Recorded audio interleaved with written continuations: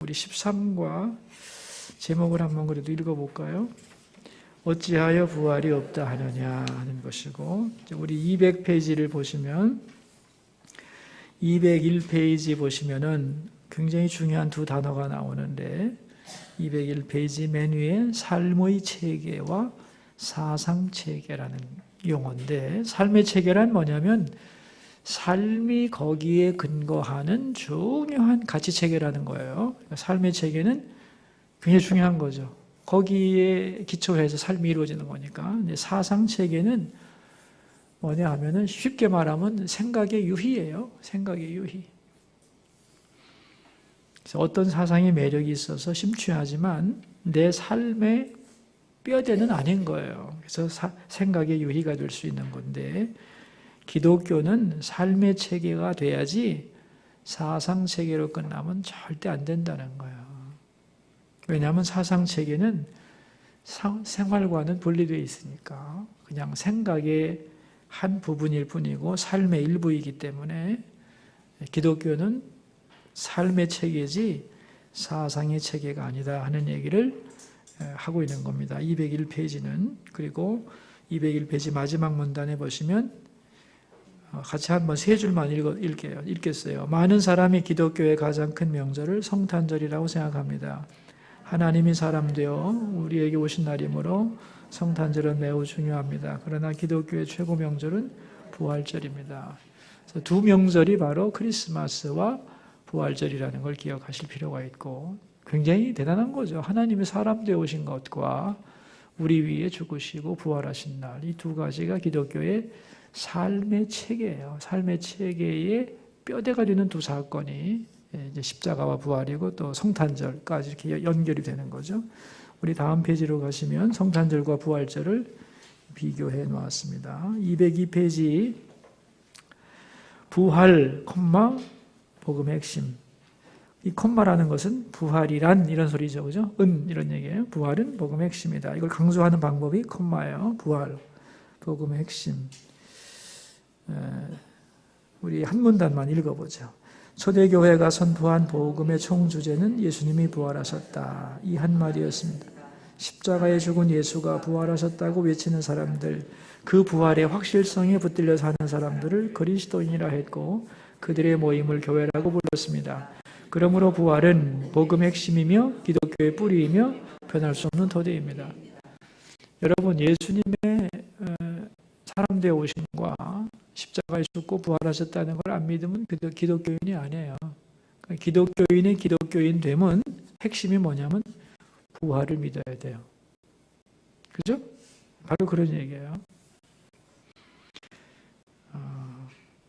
우리 202페이지 마지막 문단 보면 복음이란 뭐냐? 복된 소식이고 그 복음의 핵심이 예수님이고, 그런데 다음 페이지로 가서 복음의 7가지 요소, 이게 이제 내가 정통적인 복음주의자냐 아니면 사입이냐를 가르는 7가지 기준을 써놨어요.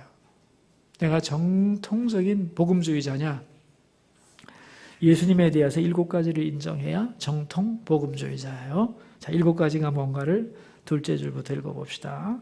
그것은 예수님의 완전 신성, 예수님의 완전 인성, 삼위일체설, 동정녀 탄생, 십자가 죽음, 육체의 부활, 그리고 재림. 여러분 이거 다 믿죠? 여러분은 정통 복음주의자예요. 여기에 중요한 거예요. 이 7가지 복음의 요소를 말세로 갈수록 계속 공격할 거다. 특별히 이 3가지 나오죠? 신성, 동정녀 탄생, 육체의 부활. 신성이란 뭐냐면은 예수님이 하나님이라는 거고, 동정녀 탄생은 죄 없이 태어났다는 거고, 그죠? 육체의 부활, 이 3가지가 특별히 그 중에서도 더 공격을 받을 것이다 하는 얘기고, 이제 왜 이제 육체의 부활이 부정되었는가에 대한 이야기가 쭉 나옵니다. 여기 헬라 철학 때문이다. 그러니까 철학의 틀을 가지고 성경의 가르침을 평가하려다 보니까 거부감이 들었다, 그런 얘기예요. 여러분, 우리가 생각의 방향이 거꾸로 되면 안 돼요. 생각의 방향은 항상 성경에서 신학이 나와야 돼요. 성경에서 이론이 나와야 돼요. 그런데 대부분의 사람들은 성경을 안 믿는 이유는 자기 생각으로 성경을 해석하기 때문이에요. 거꾸로 되면 안 돼요. 성경에서 신학이 나오는 거예요. 신학적인 입장을 가지고 성경을 해석하면 잘못되는 거예요. 우리의 생각이 성경에서 우리의 생각이 나와야 되는 거예요. 근데 우리의 생각을 가지고 성경을 자꾸 이렇다 저렇다 내 생각에는 아닌데 자꾸 이따 소리를 하면 안 되는 거예요. 그죠? 성경은 사실인 거예요. 내가 성경에 맞춰가야 되는 것이지 내 기준에 맞춰 성경이 바뀌어지면 안 된다는 거예요. 이 방향이 분명해야 되는 거예요. 그래서 이 부활이라고 하는 것도 성경에 있으면 있는 거지 내 생각에는 부활 같지 않은데 있을 수가 없는데 하고 자기 철학적으로 생각하면 안 된다는 거예요. 그 다음 페이지로 가면 셋째 줄에 헬라 철학과도 맞지 않고 육체 부활이 상식적으로 생각해도 육체가 완전히 없어졌는데 어떻게 부활이 가능하지? 그러니까 자기 생각으로 자꾸 성경을 판단하지 마라 하는 거예요. 이 방향, 성경은 우리가 오류가 없다고 믿잖아요, 그죠? 그러니까 이 성경에서부터 생각이 나와야 되는 거다 하는 얘기고요. 그다음에 이제 가운데 보시면 부활의 역사성에 대하여, 자, 우리가 갑자기 예수님이 부활했다고 그러면 믿을 수가 없는 거예요, 여러분. 그런데 중요한 건 뭐냐면 부활은 성경대로 일어난 사건이다. 이거 뭐냐면 미리 성경에서 이런 일이 있을 거라고 말씀하시고 일어난 거기 때문에 중요한 거예요. 그 다음에 읽어보면 십자가의 죽음과 부활은 이상한 게 아니라 성경에 예언된 것입니다. 그러니까 여러분, 예언되어 있지 않고 어떤 사람이 십자가에 죽고 어떤 사람이 부활했다 그러면 믿을 수 없는 거예요. 이해하시겠어요? 예수님의 십자가의 죽음과 부활은 다른 거예요. 만약에 내가 황명한 목사가 십자가에 죽고 부활해도 아무 의미가 없어요. 그거는 그 개인의 일이에요. 근데 예수님은 오래전부터 하나님이 그분이 오셔서 사람으로 오셔서 십자가에 죽으실 거라고 예언하시고 그걸 성취했기 때문에 전 역사가 가치가 있는 거죠. 이해하세요? 굉장히 다른 거예요, 여러분. 예수님 한 분이 그냥 사람으로 오셔서 십자가에 죽었다가 아니에요. 다 예언을 성취했다는 게 중요한 거예요. 그래서 이것을 제대로 믿어야 예수님을 믿는 거다. 아까 정확하게 말하면 7가지고 그 중에 대표적인 게 십자가와 부활이다 하는 거예요. 자, 우리 다음 페이지 205페이지 두 번째 문단을 한번 읽어보겠어요. 그러므로 기록 내용은 출생부터 시간적으로 서술되었지만 기록 자체는 부활 사건 이후에 시작된 것입니다. 부활하신 이분이 도대체 누구신가에 대해 말하려고 성경이 기록된 것입니다. 그러므로 예수 그리스도를 바로 알고 성경을 제대로 이해하려면 부활의 빛 가운데서 조명해야 합니다. 부활은 복음의 핵심이자 움직일 수 없는 기독교 진리의 토대다. 여러분, 올림픽에 나간 선수가 금메달을 받으면 조명을 받죠. 이 사람 고향이 어디고 뭐 초등학교 때 뭐 했고 다 나오잖아요, 그죠? 그 사람의 옛날이 없었던 게 아니지만 금메달을 받은 다음부터 조명하는 거거든요. 그래요, 안 그래요? 그러니까 부활도 마찬가지라는 거예요. 부활이 있기 때문에 이 부활하신 분이 누구냐? 하나님의 아들이 사람 되어 오셔서 해가지고 쭉 기록된 거다 이거죠, 그죠? 부활 사건을 기점으로 중요성에 있어서는 부활 사건이 기점으로 되어서 역으로 그분이 어떤 분인가를 조명한 것이다. 그런 얘기입니다. 그만큼 부활은 기독교 신앙의 뿌리다 하는 것이고 206페이지 이 부활 신앙에 대하여 3가지 단계가 있어요. 부활 신앙의 3가지 단계가 뭐냐면은 첫째는 진리를 받는 거야. 받아들이는 거예요. 부활 신앙, 부활이다. 예수님 부활하셨구나 하는 사실을 그 소식을 receive 하는 거예요. 들어야 되는 거예요. 귀로 듣고 받은 다음에는 뭐 해야 돼요? 서고 그 진리를 내가 마음으로 받아들여. 그죠? 받고 그 진리 위에 서고 그 다음에는 누가 뭐래도 지켜가야 되는 거예요. 그렇지 않으면 안 되는 거예요. 그래서 십자가와 부활은 인간의 창작품이 아니고 역사적인 사실이며 성경의 진리이기 때문에 내가 받아들이고 그 다음에는 그 위에 서고, 그 다음에는 굳게 지켜가야 된다. 그런 얘기. 그 다음에 이제 부활의 권능에 대한 얘기인데, 우리 207페이지 두 번째 문단을 한번 읽어보시면 좋을 것 같아요. 읽어볼까요, 우리? 부활의 소식은 전파되어 나에게까지 왔고 그것을 받으면 내가 변합니다. 죽은 자가 살아나는 그 엄청난 능력이 나에게 다가올 때 내 삶도 변합니다. 부활의 생명력이 나의 삶으로 나타나는 것을 부활의 권능이라고 말합니다. 예수님의 부활을 믿어 부활신앙을 갖게 되면 부활의 권능을 받게 됩니다. 여러분이 이제 이게 그 부활에 대하여 맨 먼저가 뭐냐면 부활 사건이 있어야 되는 거죠. 처음에가 뭐냐면 부활 사건이에요. 예수님은 부활하셨다. 부활 사건이 있어야 되잖아요. 근데 문제는 사건만 있다고 되는 게 아니에요. 내가 그걸 믿어야 돼요. 이걸 부활신앙이라고 그래요. 부활신앙.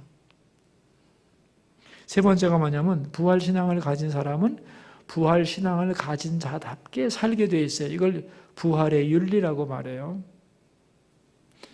근데 요즘에는 그걸 부활의 권능이라고 다시 바꿔 표현해요. 자, 제가 설명 어떻게 했냐면 저를 보세요. 부활 사건이 먼저 있어야 되는 거죠. 사건이 없는데 있다고 그러면 거짓말이잖아요.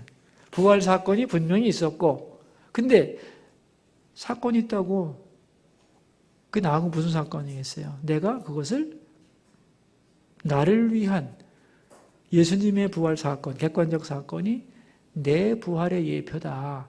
나를 위한 예수님의 부활이다라고 나하고 연결시켜야 되죠. 그죠? 그게 나한테 의미가 있을 거 아니에요. 그게 부활 신앙이에요. 그래서 부활 사건 위에 순서상으로 부활 사건 위에 뭐가 있다? 부활 신앙이 있다. 그럼 내가 이제 예수님의 부활이 곧 내 부활이구나 하고 부활 신앙을 가진 사람에게는 뭐가 있냐면 그 부활 신앙을 가진 자로서의 윤리, 삶의 열매들이 나타나게 되어 있어요. 그게 뭐냐면 충성과 봉사와 죽음을 두려워하지 않는 담대함과 그죠? 이런 것들이잖아요. 부활 윤리. 이 부활 윤리를 요즘 다른 말로 부활의 권능이라고 그런다는 거예요. 그러니까 부활 신앙을 확실히 가진 사람은 뭐가 생기느냐? 부활 권능이 생긴다는 거예요. 끄떡도 하지 않는 삶의 어떤 현실에 의하여 휘청거리지 않는 단단한 권능이 생겨나게 되어 있어요. 죽음을 두려워하지 않는, 그죠? 사람들이 몰라줘도 상관없어요. 왜? 다 부활한 후에 하나님께서 나에게 다 은혜 가운데 채워주실 것을 믿기 때문에 몰라도 상관없어. 당당하죠? 이게 다 뭐예요? 부활윤리라고 그랬어요. 옛날에는 부활윤리라고 그랬는데 요새는 그걸 강조해서 부활 권능이라고 말한다는 거예요. 이 세 가지가 다 있게 돼 있어요. 근데 기초가 뭐예요?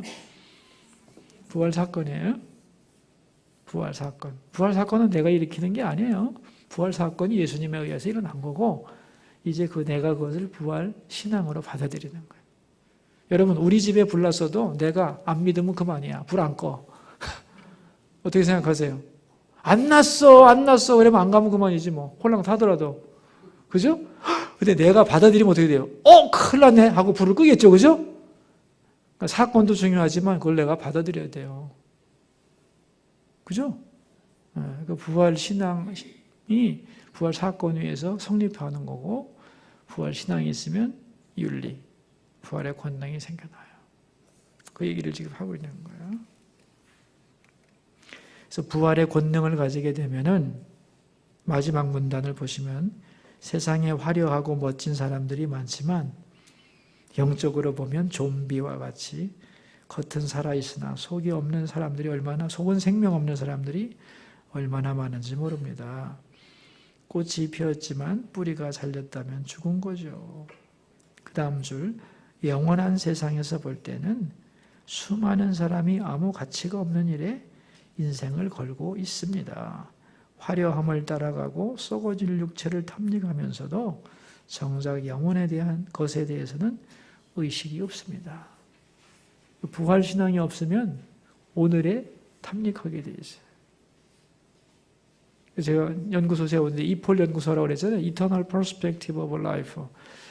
영원한 시각으로 삶을 바라보기. 굉장히 중요한 거예요. 이폴 관점이라는 게 굉장히 중요한 거예요. 우리의 인생을 우리의 인생의 다라고 생각하는 것과 죽은 다음에 부활해서 하나님과 영원한 삶을 살아간다고 하는 관점에서 오늘의 인생을 살펴보면 같은 내용이 아니에요. 그렇죠? 부활신앙은 새로운 차원의 삶에 대한 눈을 띄워주는 거예요. 그렇기 때문에 오늘을 새롭게 바라보게 돼 있어요. 그래서 부활의 윤리, 부활 권능을 가진 사람들은 그게 없는 사람하고는 다른 인생을 살아가는 거다. 그런 얘기예요. 다음 페이지로 넘어가죠. 그래서 208페이지는 지금 설명 다 했고, 209페이지 부활, 모든 가치의 종점. 부활이 없다면 이 세상의 모든 가치가 별 볼 일 없다. 도덕적이고 이럴 필요도 없는 거죠. 그죠? 막 살다 가면 되지 그런 거예요. 그래서 우리 부활 모든 가치의 정점에서 두 번째 문단을 보시면 한번 읽어보겠어요. 죽음이 끝이 아니며 이 세상의 삶이 다가 아니라는 것을 알면 인생을 어떻게 살아갈지 올바른 토대를 놓을 수 있습니다. 나만 위하지 않고 다른 사람을 섬기는 봉사의 삶이 여기서 시작될 수 있습니다. 그래서 부활은 가치 있는 삶의 진정한 기초가 됩니다. 그뿐만 아니라 부활은 모든 가치의 종점입니다. 그러므로 부활을 바로 알 때 나의 미래를 알 수 있고 바른 가치관을 가지고 살 수 있습니다. 또한 역사의 궁극적 의미와 목적을 회복할 수 있습니다. 다음 페이지. 부활이 없다면 인생은 참 허무한 거다. 그런 얘기고, 두 번째 문단. 그래서 부활은 복음의 핵심이다. 자, 그 다음 문단을 한번 보죠. 짧고 허무한 인생을 극복해 보려는 몸부림이 세상에 가득합니다. 그 절규는 눈물겹습니다. 사이비 부활 이론들로는 그것에서 벗어날 수 없습니다. 인생의 궁극적인 해결책은 부활입니다. 부활의 권능을 가진 사람들은 절망하지 않습니다. 내 인생의 마지막이 무덤이 아닌 것을 알기에 죽음 앞에서도 영원한 생명을 바라볼 수 있고 하나님을 향하여 발걸음을 내디딜 수 있습니다. 부활을 전제로 십자가를 바라보고 오늘 내가 어떻게 하나님과 교회를 섬겨야 하는가를 생각하십시오. 주님께 나올 때 직분이나 업적을 가지고 나오지 말고 오직 십자가의 은혜를 받은 사람으로서 부활의 약속을 바라보며 나와야만 담대한 신앙과 소망을 회복하고 주님께 헌신할 수 있습니다. 여러분, 이 세상에 사는 모든 사람들이 다 죽음에 눌려 있잖아요. 그죠? 그러니까 인류에게 있어서 가장 큰 복음의 내용은, 소망은 부활 소식이에요. 그죠? 네. 그래서 우리가 이 부활 신앙 위에 서 있어야 되는 것이고, 이런 면에서 기독교는 타의 추종을 불허하는 거예요. 정말 위대한 종교라고 생각합니다.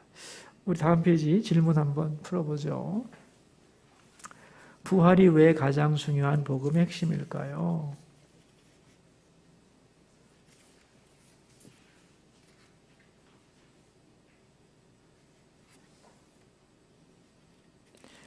기독교가 예수님의 부활에 기초하고 있기 때문에 그래요. 예수님이 부활하지 않고 십자가에 죽었다면 기독교는 없어요. 이해하시죠?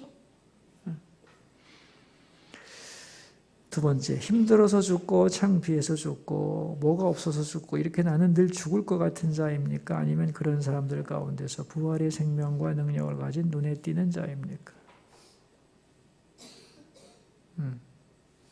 부활의 능력. 부활신앙과 부활윤리의 관계를 세 번째 설명해 보세요. 세 번째 해볼까요? 부활신앙과 부활윤리. 부활 사건 위에 부활신앙이 있다고 그랬죠? 부활신앙을 가졌으면 부활의 윤리가 나온다고 그랬죠? 다른 말로는 부활의 권능이 나온다고 그랬죠. 그죠? 네, 그러니까 그럼 뭐야? 부활의 권능이 안 나오고 있어, 이 사람에게는? 이 사람은 부활의 윤리가 없어. 그럼 이 사람의 부활신앙은 립 서비스야. 그런 뜻이에요. 네? 그의 컨페션, 고백이 아니에요. 립 서비스야. 정말 제가 사도신경 특강 했잖아요. 이번에 특세 때, 그죠? 여러분, 그거 안 믿는 사람도 보면서 나 예수 믿겠다는 사람도 나한테 전화했어요. 여러분도 들으세요. 여러분의 목사님이 설교한 걸 갖다가 안 믿는 사람도 듣는데 우리 교인도 안 들으면 안 되잖아요. 들으세요. 듣고 여러분의 믿음을 다시 고백하세요. 내가 그 한 주 동안 사도신경 강의하면서 제일 제가 기도 많이 한 게 뭐냐면 이 사도신경을 우리 성도들이 고백하게 해주세요. 컨페싱하게 해주세요. 다만 립서비스 하지 말고 나는 전능하신 하나님 아버지를 믿습니다. 그리고 속으로는 안 믿어지지만 이러면 안 된다는 거예요. 립서비스만 하면 안 돼요. 립서비스가 대부분입니다, 여러분. 그 고백 하나하나를 진짜 내가 고백해 보세요. 어떻게 뒤집어지나 인생이. 그죠? 어떻게 생각하세요? 믿는다고 하지만 믿는 게 아니라니까. 그게 다 안 믿으면서 립서비스 하는 거예요. 다 그거 뭐 입으로만 하는 거지. 여기까지 안 내려온 거지. 여기만 하는 거지. 요거. 나는 믿습니다. 여기서 끝나면 안 되죠. 그죠? 여기까지 내려와야 되죠. 부활신앙도 그런 거예요. 부활신앙이 사실 없는 사람이 굉장히 많아요. 부활 사건이 있다면 그리고 사는 거지. 그래서 부활의 권능이 없어요. 그래서 맨날 삐지고 빼지는 거야. 솔직히 말하면. 안 그렇습니까? 진짜 부활이라고 하는 걸 염두에 두고 살아보세요, 여러분. 달라져야 돼요. 이거 우리가 살아봐야 길어봐야 100년밖에 더 살겠어요. 여기서 뭐가 중요한 게 아니잖아요, 지금. 여기는 이것은 프로세스 아닌 프로세스. 진짜 중요한 거는 영원한 세계 안에요. 그죠? 그 영원한 세계가 있는 것을 믿는다면 우리가 지금 이 삶을 여기서 뭐 남아 도토리 키재기 하면서 살아가는 게 인생의 목적이 아니잖아요, 지금. 그죠? 우리가 이 부활의 권능, 부활의 윤리가 부활의 신앙에서 나오는 건데 대부분의 부활 신앙은 립서비스고 멘트, 입술의 멘트로 끝나는 거지 컨페싱이 안 되고 있다. 참 이게 안타까운 거예요. 제가 제일 부담스러운 게 그거예요. 여러분 제가 교인 들면 좋아할 것 같죠? 교인, 세교인들 막 오면 좋아할 것 같죠? 좋지. 하나님 나라 확장된다고 생각하니까 좋은데 그래도 다행이다. 이상한 교회 안 가고 우리 교회 온 게 다행이다. 내가 그렇게 생각합니다. 솔직히. 여러분은요? 그렇게 생각 안 하세요? 감사해야 돼요. 우리 교회 왔으니까 그래도 저 사람이 말씀을 제대로 배울 수 있다. 굉장히 복된 거죠. 근데 많은 게 뭐가 중요해요? 다 입술로만 믿는다고 고백하면 어떡하겠어요? 진짜 믿어야지, 그죠? 고백자가 많아지는 것이 좋은 거지 숫자가 많아지는 게 다가 아니야. 그래서 부담이 많은 거예요, 사실은. 안 그래요, 여러분? 그런데 우리는 하늘나라를 확장해야 되는 사명을 받았기 때문에 기뻐하고 또 그런 분들이 오셨을 때 저 사람의 고백이 입술의 멘트가 아니라 진짜 고백이 되도록 또 나 자신이 그래야 되고 그렇게 우리가 수고해서 길러내야 하는 거죠. 그렇죠? 예, 그런 우리가 부담과 또 하나님 앞에서의 사명을 가지고 있는 것이죠.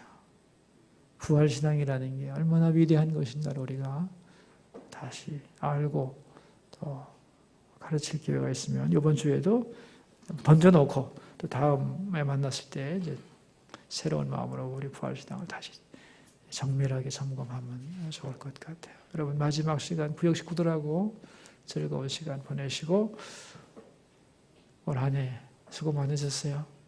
감사합니다. 예? 말씀 마치고.